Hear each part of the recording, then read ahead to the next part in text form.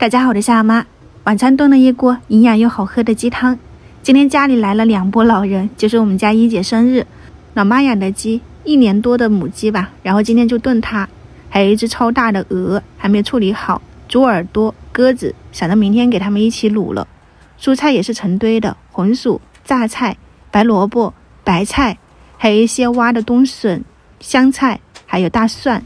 看着是幸福，我看到的是辛苦。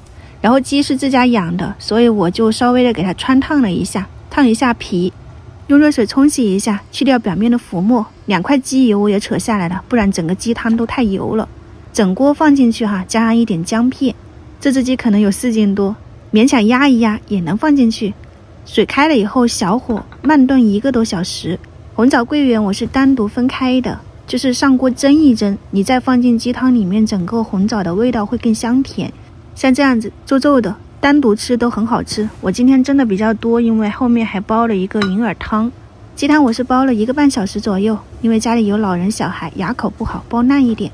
然后放上我们蒸好的红枣桂圆，再放一点干菌菇、虫草花，放进去煮一煮就可以了。我是转到这种火锅里面，然后表面的油也太多了，我又挖出来一点。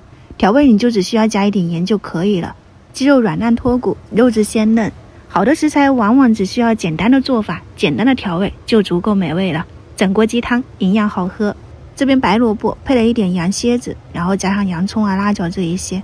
人多还是要靠火锅，这种就可以下各种青菜，简单好吃。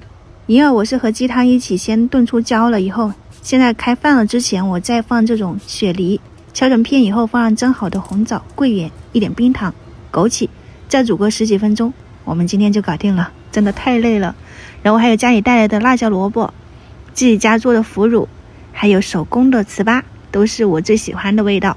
家里萝卜吃不完，你可以试一下，像我妈这样做的，晒干了以后切成粒，用盐搓一搓，放到瓶子里装起来，用辣椒、鸡蛋炒一炒，真的太香太下饭了。再用小蛋糕给今天结一个尾巴，祝大家每天都开开心心的，吃好喝好，心情好。我是夏妈，下次再见。